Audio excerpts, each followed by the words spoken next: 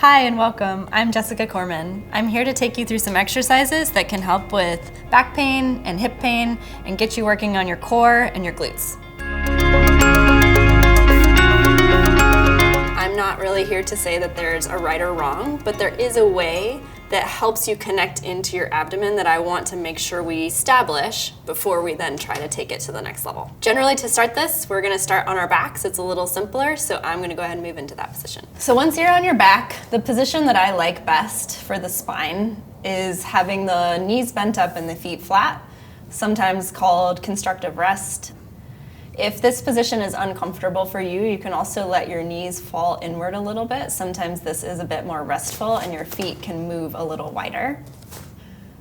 As we start to engage with the breath, we just want to notice at first what happens. Like, what is your natural tendency?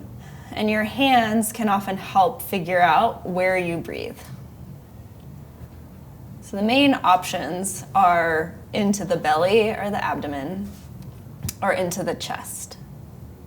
And like I said, it's not necessarily wrong to breathe in a certain way. However, in order to start to engage with the abdomen, we're going to try and engage the breath into the abdomen. You might notice that as I'm talking, you can kind of see my belly adjusting to my need to make sounds. So I'm gonna stop talking briefly so that you can watch what it looks like for me to concentrate and just do some abdominal breathing.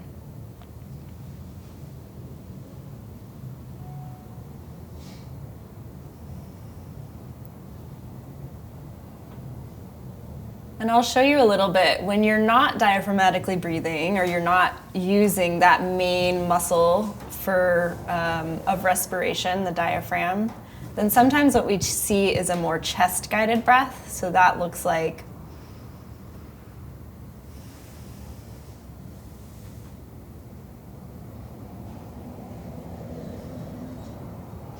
so again, you might notice that my belly stayed pretty still.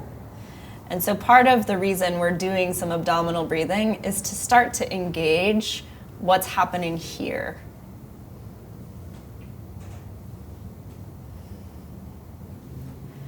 When you're breathing and you actually use the diaphragm to displace the contents in the belly, you do get a nice stretch into the pelvic floor. My pelvic floor is resting in the bottom of my pelvis, but as I'm resting here, as you are resting there, there is some level of resting tension in the pelvic floor because we're not actively leaking. So when we breathe in, that displacement of the belly causes a stretch into the pelvic floor, and as we exhale, it returns to its resting state. Once you have mastered breathing lying down, it can also be really helpful to start to practice it in other positions where gravity is playing more of a role on how our spine is acting. Once I'm sitting, I can also start to practice that belly breathing in sitting. It's also appropriate to practice it in standing. So once you have mastered breath into the abdomen, the next step is to start to learn how to activate the abdomen. I like starting this exercise also in that constructive rest or hook lying position. Again, if it's more comfortable to let your knees rest against one another, that is completely fine. First thing is to just get back into the rhythm of doing the abdominal breath. And in the same way I discussed in the abdominal breathing exercise, that inhalation causes that abdominal stretch. Now what we're going to do is use a resisted exhale to help facilitate an abdominal contraction. Engaging in the abdominal breathing, and then we're going to use a resisted exhale by saying shh or in order to create a little bit of resistance for our air leaving our mouth. The only muscle group that can push air out of the mouth is the abdominals. With an inhale, everything expands. Exhale,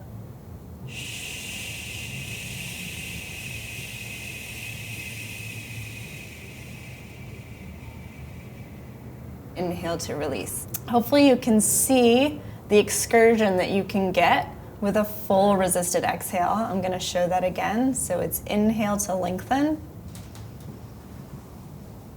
exhale to shorten.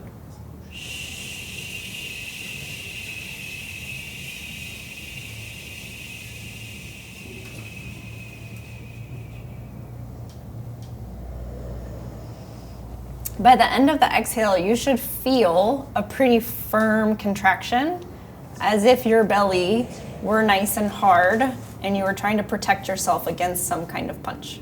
Abdominal activation, I think, is best practiced first lying down, again, because there's just less to worry about posture-wise.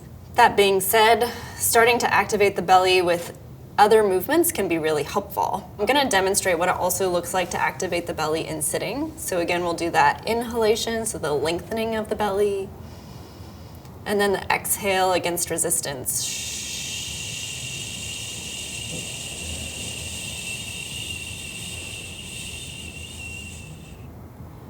And you might notice there's sometimes a lot more air to exhale than you thought, and that can get you that deeper kind of good core connection.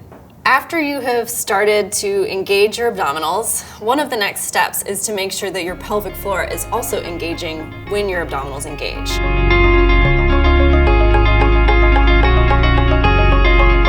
Generally speaking, anytime that we need a really strong core contraction, we need that floor to also be participating. Now we're gonna lie down and talk about how to engage the pelvic floor into that abdominal contraction. So again, starting in the constructive rest, getting into the diaphragmatic or belly breathing.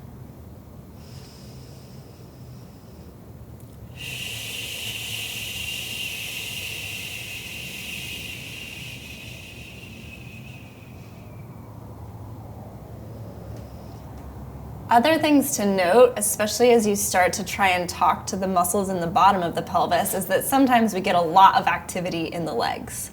Ideally, the legs are staying pretty static and they are not helping. So there's not a lot of bun squeezing or hamstring engagement. We want those legs to be really nice and soft so that all of the activity is happening just around the core. Everything is drawing together. The sit bones are drawing together, the pelvic bones are drawing together, and the rib cage is drawing down for all of this core area getting more shortened.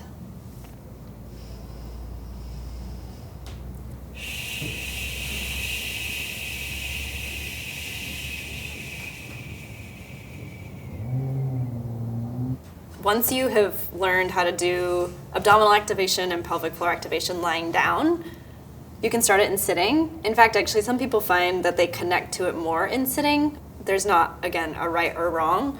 Once we are in sitting, though, there is more weight on the pelvic floor, so some people find that that drawing up and in is a little bit more complicated here.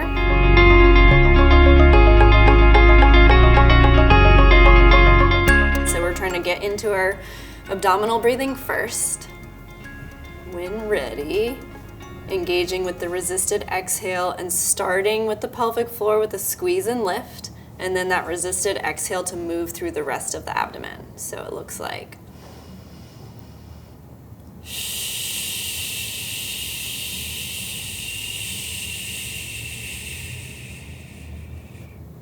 and at the end, you should feel pretty firm, and then you can inhale and let it go. And sometimes it's actually that rebound that helps you know, oh, I did do something. I did shorten my abdominals. And when you're sitting, sometimes it can be a little easier to feel the pelvic floor actually release. So once you have mastered doing some diaphragmatic breathing and activation with pelvic floor lying down, sitting up can be another great option. In fact, some people find sitting to be a bit easier.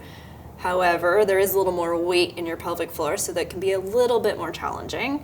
And we're going to go ahead and demonstrate. You can see my hands here, so a nice inhale to lengthen, and then an exhale.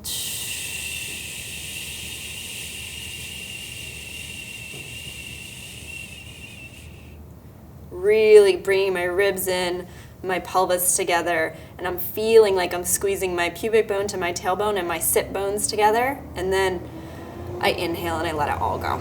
So I'm gonna demonstrate one more way to give a formula to how to think about contracting from the bottom to the top. Actually moving from bottom to top in a very formulaic way that gives a roadmap for how to talk to these muscles. So I'll demonstrate.